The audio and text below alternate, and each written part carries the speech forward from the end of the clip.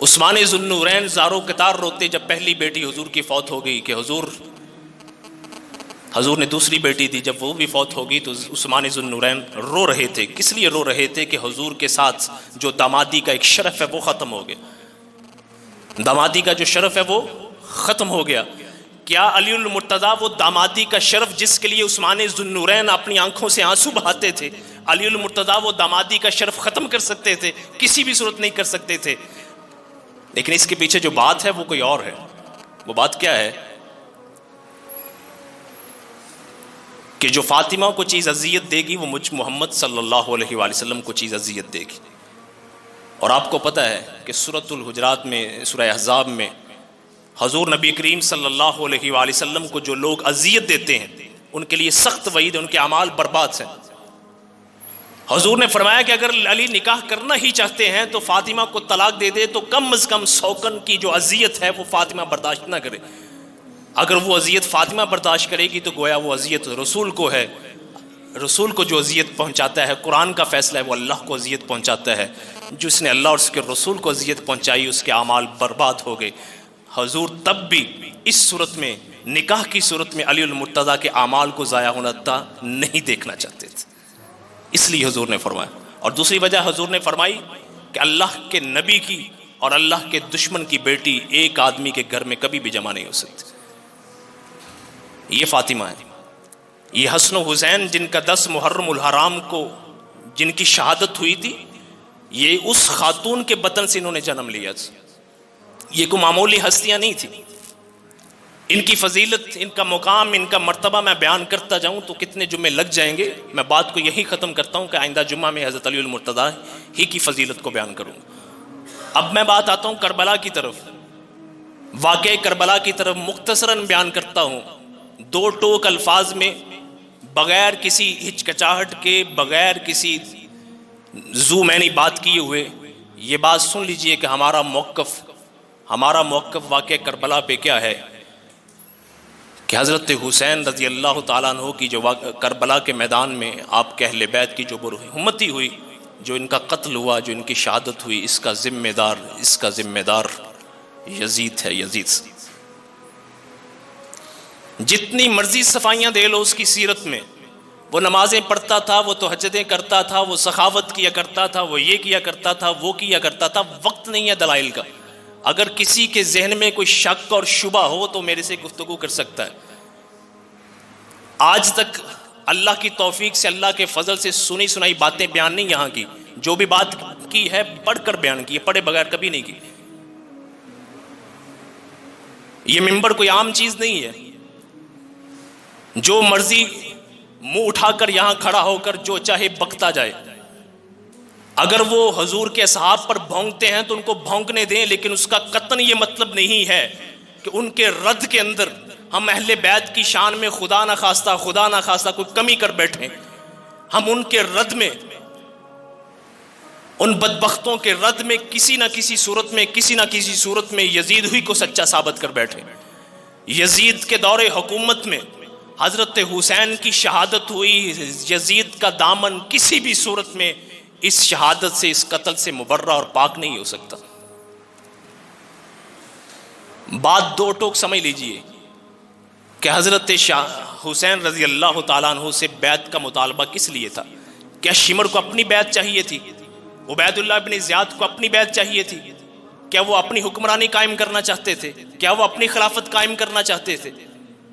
اس کا الٹیمیٹلی فائدہ کس کو تھا؟ یزید کو تھا۔ یزید کو پتا تھا جب تک حسین سے بیعت میں نہیں لے سکتا، عالم اسلام میں میری خلافت قائم نہیں ہو سکتی۔ یزید کو اس بات کا علم تھا، اس لیے اس نے حکم دیا ہوا تھا جس طرح بھی چاہیے مجھے حسین کی بیعت چاہیے۔ لیکن یہ وہ خاندان تھا، یہ وہ نواسہ رسول تھا۔ علی المرتضیٰ شیر خدا کا فرزند تھا۔ وہ علی المرتضیٰ، وہ بنی ہاشم کی جن کی شجاعت کے چرچے، جن کی شجاعت کے ڈنکے پورے عرب میں تھے۔ یہ کس طرح ہو سکتا تھا کہ رات کی تاریکی میں حسین جیسا بہادر شجاع وہ یزید جیسے لعین کے ہاتھ پر بیعت کر سکتا؟ یہ تاریخ گوارا نہیں کر سکتی تھی، غیرت گوارا نہیں کر سکتی تھی، حسین کا ایمان گوارا نہیں کر سکتا تھا۔ یہ بات جو پھیلائی گئی کہ کوفیوں کے کہنے پہ حضرت حسین مدینہ سے نکلے، اور کوفیوں نے غداری کی، بے وفائی کی، حضرت حسین شہید ہوئے، اور کوفیوں ہی کی وجہ سے حضرت حسین کی شہادت ہوئی، اور سارا کا سارا ذمہ ملبہ کوفیوں پہ ڈال کر یزید کو کلین چٹ دینے کی کوشش کی جاتی ہے۔ یقین جانیے جتنا مطالعہ کیا، ایک علیحدہ جمعہ رکھوں گا کوفیوں کی وفاداری پہ، یہ غلط چیز بیان کی گئی ہے کہ کوفیوں کی غداری کی وجہ سے حضرت حسین کی شہادت ہوئی تھی۔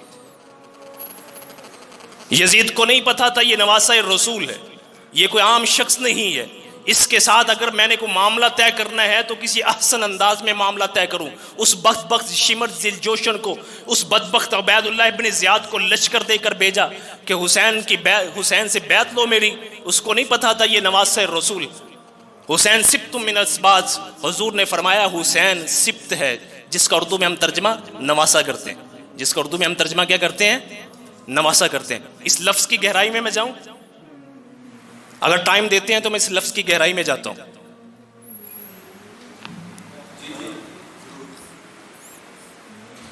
سبت عربی زبان میں ایسے درخت کو کہتے ہیں کہ جس کی بہت زیادہ شاخیں ہوتی ہیں، ایسے درخت کو کہتے ہیں کہ جس کی ایک تنا ہے، اس کی شاخیں ہیں۔ حسین سبتم من الاسباط، سبتم من الاسباط، اس کا ترجمہ ہم سمجھنے کے لیے اردو میں نواسہ کر لیتے ہیں۔ حضور درخت کی مانند ہیں، حضور تنے کی مانند ہیں، اس کی شاخیں ہیں حسن و حسین۔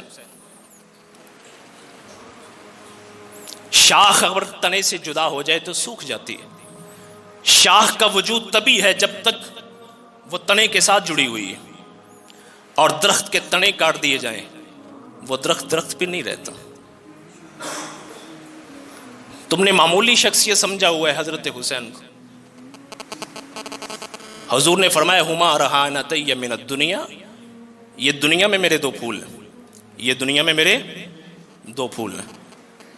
ریحان، اس کا اردو میں ترجمہ ہم کر دیتے ہیں پھول، پھول ہی ترجمہ سنا ہوگا آپ نے، اللہ اکبر۔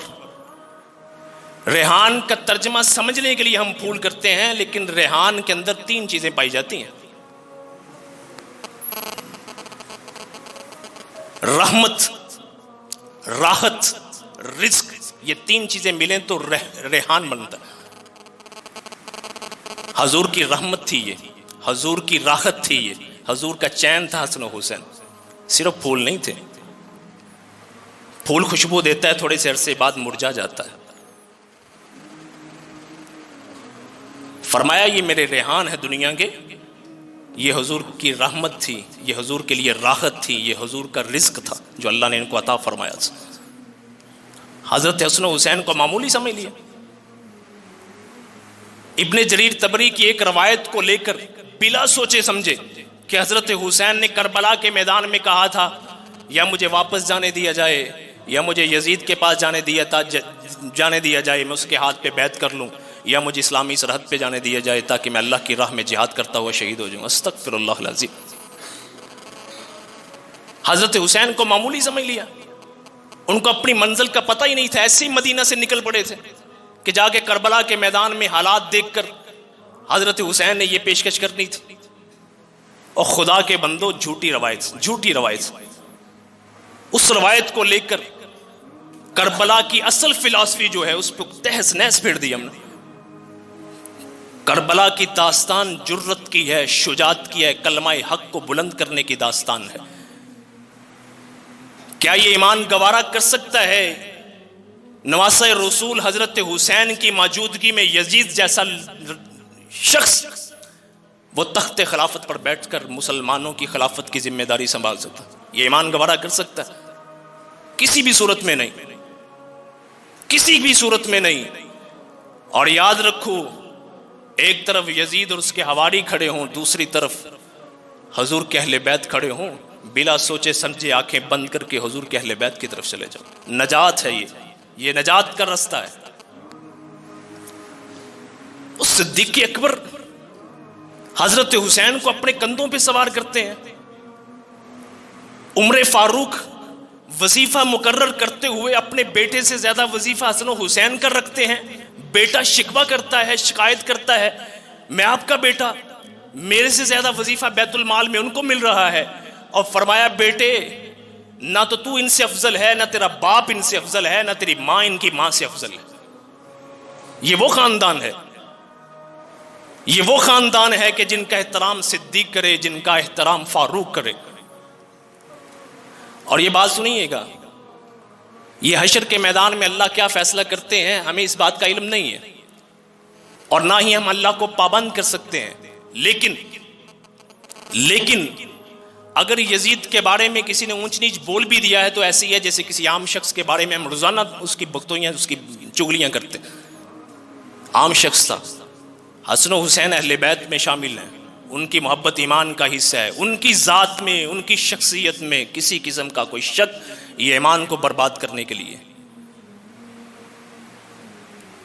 اور یار حدیثیں بیان کرتے ہو کہ افضل الجہاد کلمۃ حق عند سلطان جائر، افضل جہاد یہ ہے کہ ظالم بادشاہ کے سامنے کلمہ حق بلند کرنا.